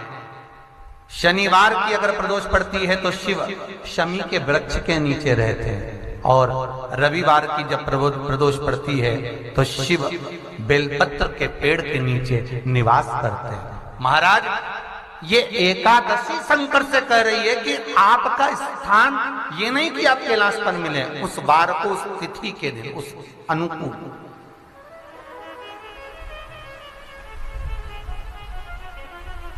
हमारे यहां कहते हैं सोमवार की जो प्रदोष पड़ती है वो इच्छा पूर्ति करती है। मंगलवार की प्रदोष रोग से मुक्ति देती है। बुधवार की प्रदोष कामना की पूर्ति करती है। गुरुवार की प्रदोष शत्रुओं का नाश करती है। शुक्रवार की प्रदोष सुख और शांति देती है। शनिवार की प्रदोष संतान का सुख देती है। और रविवार की प्रदोष जो काम दुनिया में कोई नहीं कर सकता वो अचूक फल की प्राप्ति रविवार की प्रदोष करा देती है। महाराज, ऐसी प्रदोषों का नियम वर्णन किया चाहिए। भगवान कहते ठीक है, तू थोड़ी देर खड़ी हो। एकादशी सम्मुख खड़ी हुई। पार्वती जी ने जिस अंगुष्ठ का जल पीने के लिए लिया था हाथ में, बस पीने ही वाली थी, शंकर भगवान ने वही हाथ में जल लेकर एकादशी के हाथ में उसको देकर कहा, ले, ये मेरे द्वारा निर्मित एक व्रत है जिसे त्रयोदशी के दिन तूने मांगा है, मैं तुझे देता हूं। आज इस व्रत का फल मैं तुझे प्रदान करता हूं। अब तू जिस जीवात्मा को लेकर जाएगी उसका पाप प्रबल नहीं होगा। किसी स्त्री, पुरुष, बालक, बुजुर्ग जो भी होगा जिसने प्रदोष का व्रत करा होगा, वो जीवात्मा को तू किसी फल की कामना से नहीं, स्वतः ही लेकर चली जाएगी। उसमें कोई कामना नहीं है। बन सके जीवन में 11 प्रदोष या 26 प्रदोष करने के बाद आप उसका उद्यापन कर कर विराम भी दे सकते। पर जीवन में एक बार प्रदोष का व्रत मौका मिले, जिस कामना से, जिस दिन का भाव आपके मन में आए कि मुझे रोग से मुक्ति पाना है तो ये प्रदोष मुझे करना है, मैं और रोग मुक्ति के लिए, हम मंगल, जो भी आपके मन में आ रहा है, संतान प्राप्ति के लिए शनिचरी प्रदोष, आप उसका स्मरण करें। फिर लिखा शिव महापुराण में, बड़ा सुंदर लिखा विद्या जी ने, मान लो आप प्रदोष का व्रत नहीं कर सकते, आप अगर व्रत नहीं कर सकते तो प्रदोष के दिन, प्रदोष काल में शाम का समय सूर्यास्त का कुछ पल कुछ घड़ी के पहले से लेकर बाद तक का प्रदोष काल के अंतर्गत आप शंकर जी के मंदिर में जाकर 1 लोटा पानी 5 बेलपत्र भी अगर समर्पित करते हैं तो संपूर्ण प्रदोष का फल आपके भाग्य में प्रबल हो जाए। जिस महीने में जो प्रदोष पड़ा करे, जब प्रदोष पड़े बन सके 1 बेलपत्र, बन सके 5 बेलपत्र, शमी पत्र, हरे मूंग, हरा मूंग, बेलपत्र, एक कलश के अंदर थोड़ा सा पानी लेकर 1 बेलपत्र, हरा मूंग, शमी पत्र डालकर और उसमें थोड़ा सा गुड़ डालकर भगवान शिव का स्मरण कर कर प्रदोष काल में, मान लो कोई काम आपका बहुत जरूरी है, बहुत दिनों से अब थक गए हैं, नहीं हो रहा, कर्जा बढ़ रहा है, धन नहीं आ रहा, व्यापार नहीं चढ़ रहा, या कोई समस्या बहुत प्रबल है, कोई एग्जाम में बैठ रहे हो नहीं हो रहा, परीक्षा भी दे दी है, रिजल्ट आने ही वाला है, तो भी प्रदोष काल में, प्रदोष के समय वो जल, मूंग, शमी पत्र और बेलपत्र और गुड़ का शंकर के शिवलिंग को समर्पित करना प्रारंभ कर दो। 2 या 3 प्रदोष करोगे, बाबा आपकी मनोकामना शीघ्र पूर्ण कर देगा। 2 या 3 करोगे, बाबा करेगा। प्रदोष व्रत करने वाले को भोजन नहीं करना चाहिए, ध्यान दीजिए। फलाहार करो, उसमें भी नमक का सेवन मत करो। प्रदोष व्रत में नमक का सेवन वर्जित होता है। कारण, क्या कारण होता है? उसका एक कारण माना गया, नमक की वर्जितता। जिस समय पर एक नगर में एक ब्राह्मणी रहती थी, बहुत भाव से सुनिएगा, प्रदोष व्रत, नमक को त्यागने का भाव। प्रदोष व्रत की किताब में भी मिल जाएगा आपको, आप पढ़ेंगे तो सुना होगा आपने। एक ब्राह्मणी रहती थी एक नगर में, उसका पति नहीं था, छोटा सा बालक एक साथ में रहता, छोटा सा बालक। अब ब्राह्मण के घर की धर्म पत्नी है, ब्राह्मण कर्मकांड करने वाला, पूजन करने वाला, पाठ करने वाला, अनुष्ठान करने वाला, पूजन करने वाला, मंत्र जाप करने वाला, भगवत भक्ति में डूबने वाला। ब्राह्मण तो चले गया, ब्राह्मणी बच्चे के साथ रह रही, क्या करे वो? अकेली निवास कर रही है, अकेली रह रही है।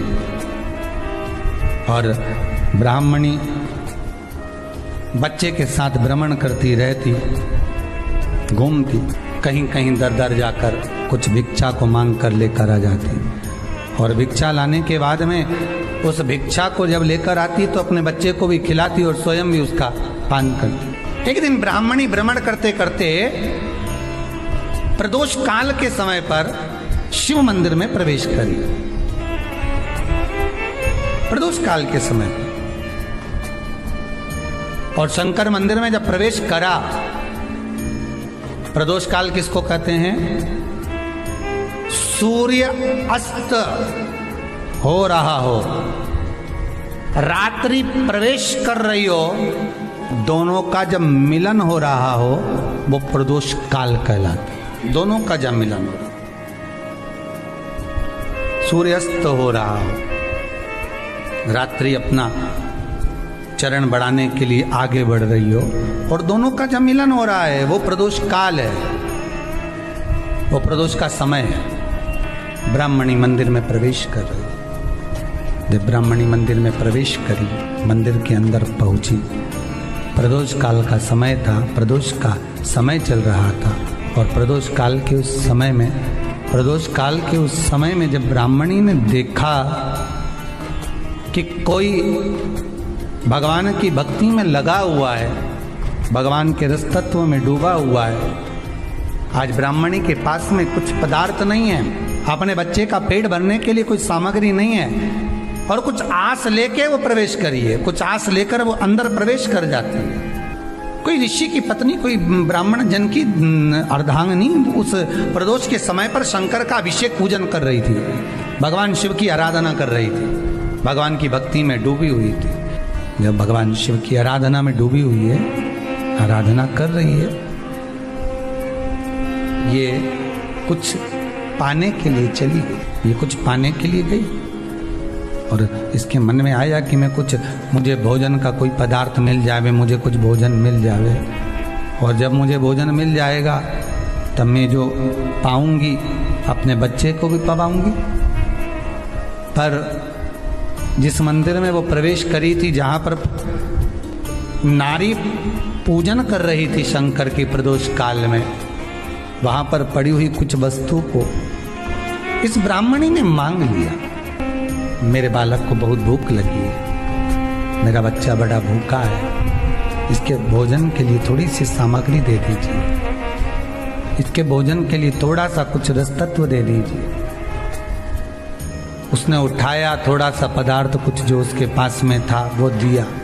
जब दिया तो देने के बाद जब उसे प्राप्त हुआ और होने के बाद में जब वो मिल गया उसको, तो उसने उस समय पर उस पदार्थ को जैसे ही मुख में लिया, लेते ही कहा इसमें तो स्वाद नहीं है, इसमें स्वाद नहीं है। उस ब्राह्मणी ने बड़ा सुंदर एक संवाद कहा। घर का जो बड़ा होता है ना, घर का जो बड़े होता है, घर का बुजुर्ग जो होता है, घर का जो प्रथम स्थल प्राप्त करने वाला, मेन कुर्सी पर अच्छी जगह पर जो बैठने वाला होता है ना, ब्राह्मणी कहती है वो कभी किसी वस्तु में ऐब नहीं देखता, मिनक नहीं निकालता। समाज के अन्नकूट होते हैं, समाज के जब अन्नकूट होते हैं महाराज, समाज के जब अन्नकूट होते हैं, बड़ी बड़ी समाजों में जब कार्तिक महीने में अन्नकूट महोत्सव होते हैं, बहुत सारा प्रसाद बनता है।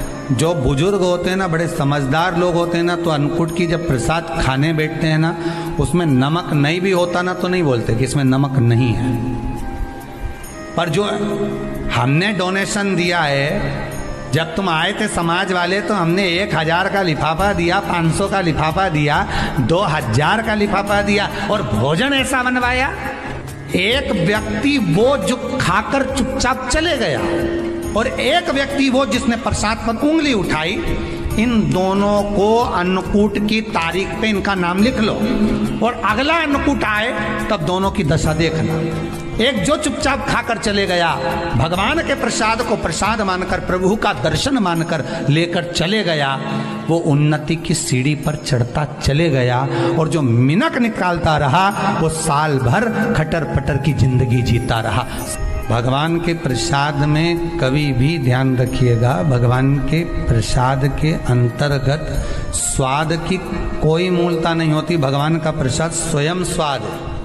भगवान के प्रसाद में नमक नहीं देखना, मिर्ची नहीं देखना, भगवान के प्रसाद में शक्कर नहीं देखना, भगवान के प्रसाद में कुछ ये नहीं देखना कि कितना माल डला, कितना घी, कितना बादाम, कितना काजू, कितना इलायची डला। हाँ, यहाँ तक शास्त्र कहता है कि भगवान का प्रसाद अगर बन रहा है तो उसकी सुगंध भी नहीं ली जाती है महाराज। यहाँ तक शास्त्र कहता है।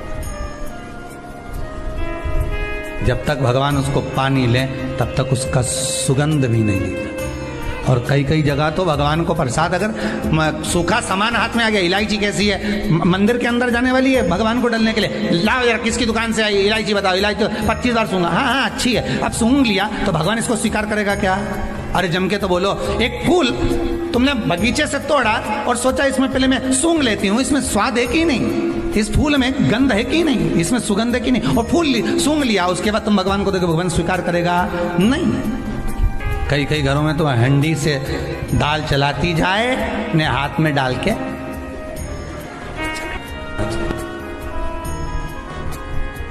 ब्राह्मणी ने जैसे मुख में लिया थूक दिया। ये श्रेष्ठ नहीं है। जो ऋषि की पत्नी अंदर पूजन कर रही थी प्रदोष काल, उसने कह दिया आपका चेहरा बता रहा है कि आप ब्राह्मण की धर्म पत्नी, पर आज आप दर दर जाकर अगर भिक्षा मांग रही हो, दर दर जाकर अगर भीख मांग रही हो, दर दर जाकर भिक्षा को मांग रही हो, तो इसमें आपके पति का दोष नहीं है, दोष आपका है।